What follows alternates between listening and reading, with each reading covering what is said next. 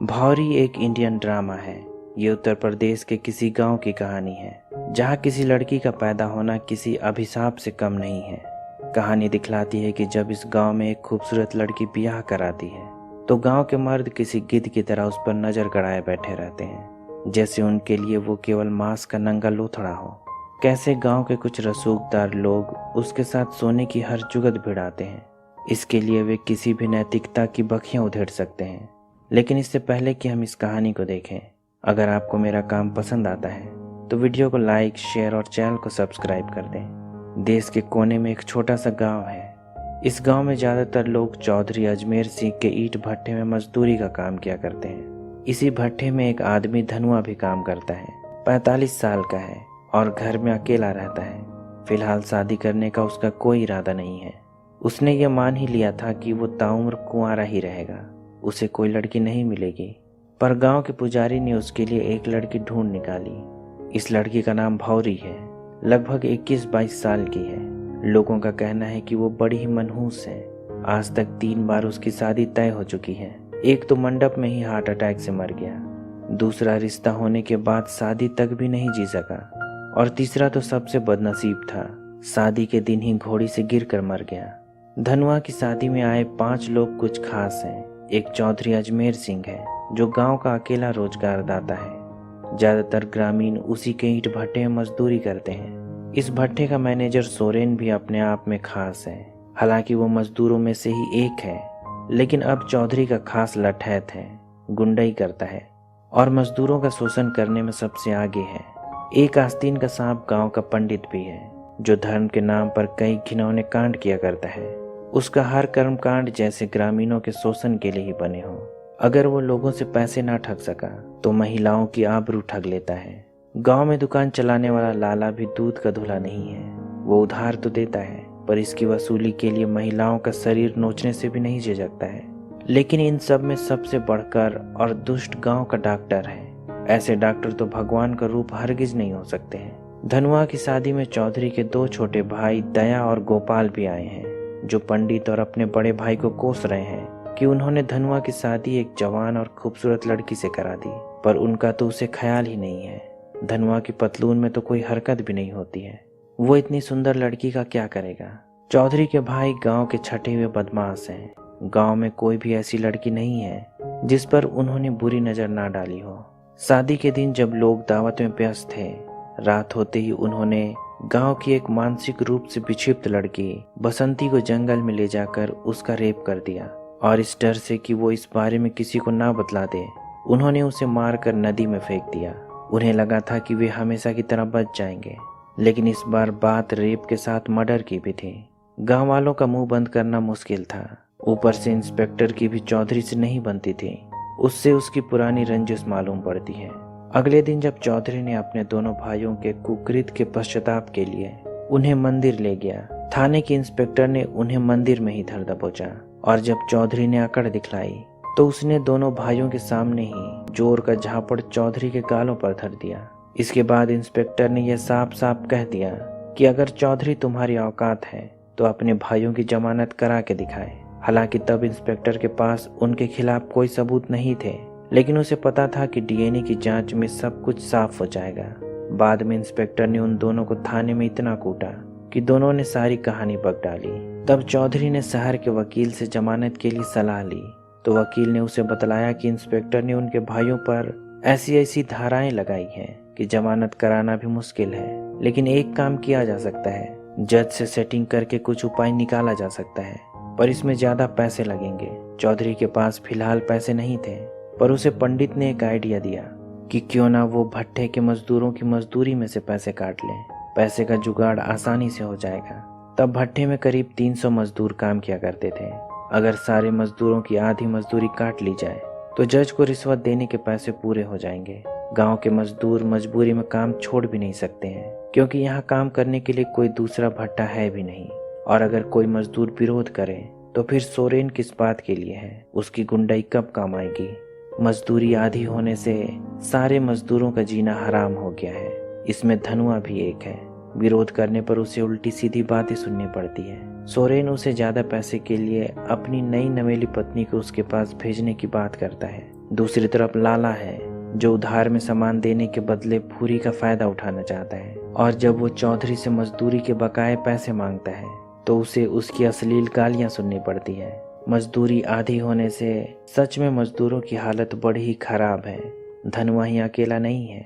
धनवा के साथ मजदूरी करने वाले एक मजदूर बुधवा का बेटा बीमार है। दवा खरीदने तक के पैसे उनके पास नहीं है। ऐसे में बुधवा की पत्नी मालती को अपने बेटे के इलाज खातिर डॉक्टर के साथ सोकर दवा का बिल भरना पड़ता है। इस बारे में जब भौरी धनवा को बतलाती है तब वो कहता है कि यही गरीब की किस्मत है, मजबूरी में ऐसा काम करना ही पड़ता है, इसमें उसकी कोई गलती नहीं है। अगले दिन जब धनवा चौधरी से अपनी बकाया मजदूरी मांगने फिर जाता है तो चौधरी कहता है कि वो अपनी पत्नी को उसके पास भेज दे, उसे मजदूरी यूं मिल जाएगी।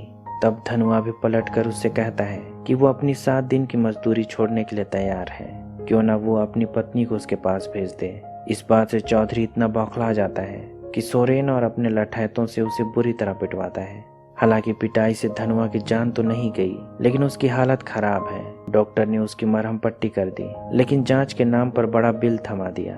उसे उम्मीद है कि वो मालती की तरह भौरी का भी फायदा उठा सकता है, पर यहाँ उसकी दाल नहीं गलती है। भौरी ने घर में पड़े अनाज को बेचकर उसका सारा पैसा चुका दिया।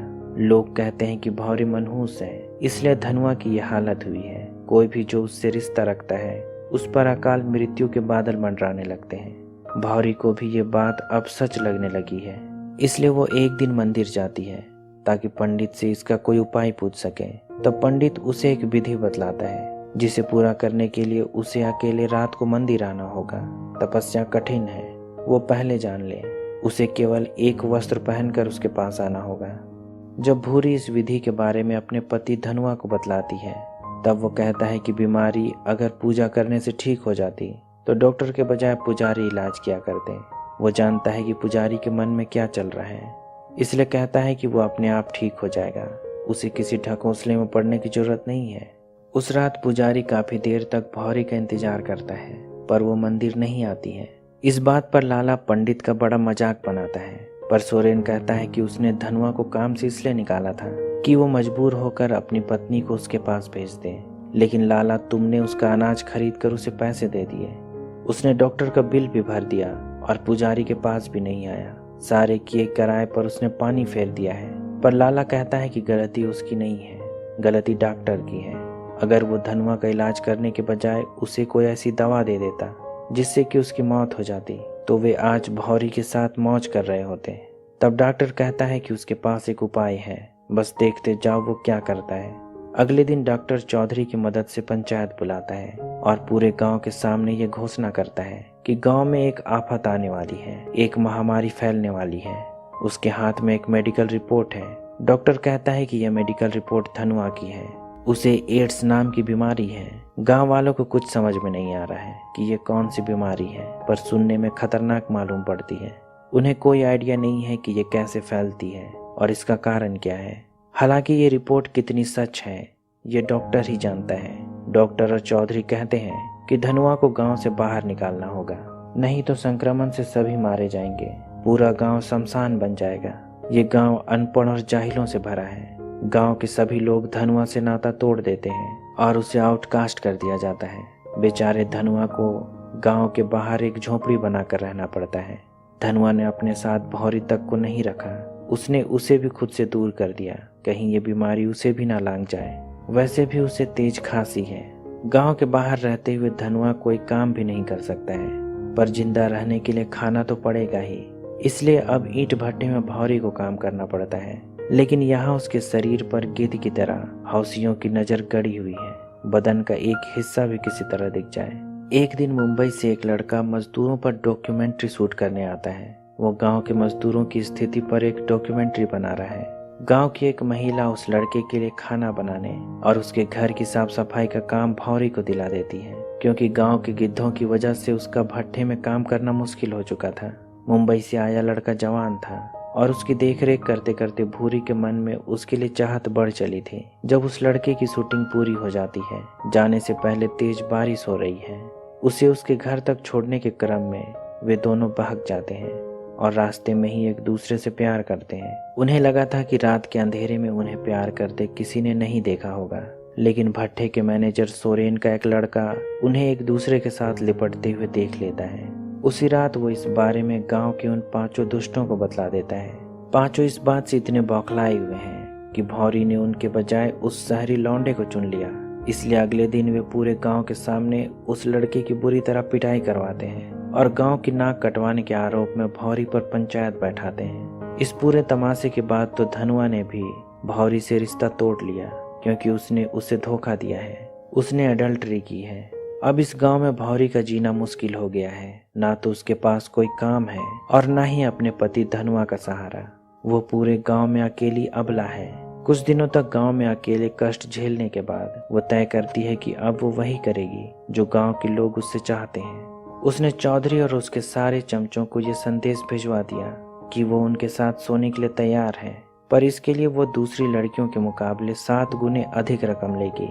ऊंची कीमत सुनकर शुरू में तो उन 5 में से कोई भी उसके पास ना जाने का दिखावा करता है, लेकिन उसी रात 5 एक के बाद एक भौरी के घर पहुंच जाते हैं। लेकिन आज केवल उनमें से एक ही भौरी के इस नए बिजनेस का उद्घाटन कर सकता है। जो सबसे ऊंची कीमत लगाएगा वही फीता काटेगा। यहाँ सबसे ज्यादा पैसे केवल लाला लेकर आया है, यानी भौरी के साथ पहली रात लाला के नाम होगी। उस रात वो भौरी के साथ खूब मौज करता है।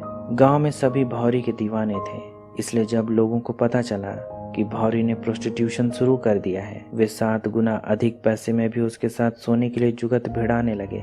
डॉक्टर से लेकर पुजारी और पुजारी से लेकर मजदूरों तक ने भी भौरी का स्वाद अच्छे से चख लिया। गांव का हर मर्द जो अपनी घरवाली के सिवाय किसी और औरत के पास भी जाता है, सब ने मौका मिलते ही भौरी का भोग लगा लिया। अब सब कुछ नॉर्मल सी बात हो गई है, लेकिन धनुआ सब जानते हुए भी गांव के बाहर रहने को मजबूर था। भौरी ने अपनी इज्जत बेच दी। इधर वकील ने चौधरी को कहा था कि वो पैसे का बंदोबस्त समय से कर ले, वो जज से सेटलमेंट करा देगा। लेकिन पैसे देने के बाद जब ये लग ही रहा था कि उसके भाइयों की जमानत हो जाएगी, जज का तबादला हो गया और उसके पैसे डूब गए। तब वकील कहता है कि उसके पास अब भी एक उपाय बचा है, वो बसंती की दादी से सेटलमेंट करा के केस वापस करा सकता है।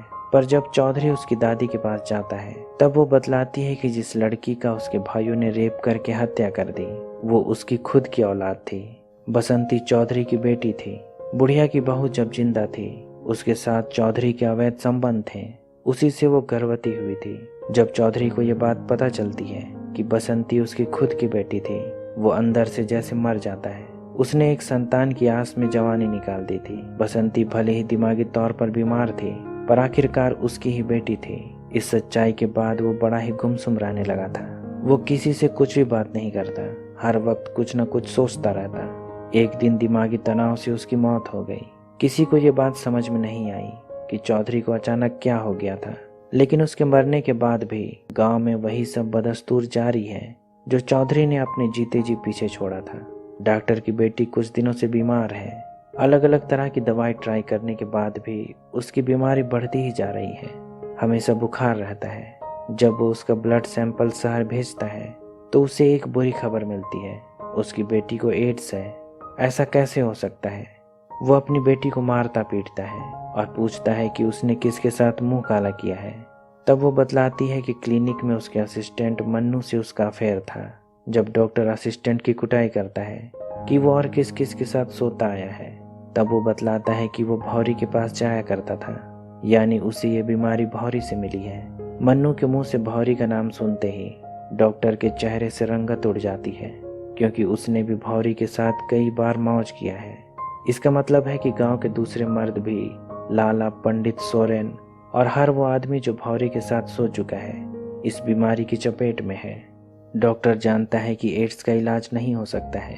कुछ समय बाद वो भी बीमार पड़ेगा और उसकी भी मौत हो जाएगी। जैसे जैसे समय बीत रहा है, गांव में अचानक मौतों की संख्या बढ़ती जा रही है।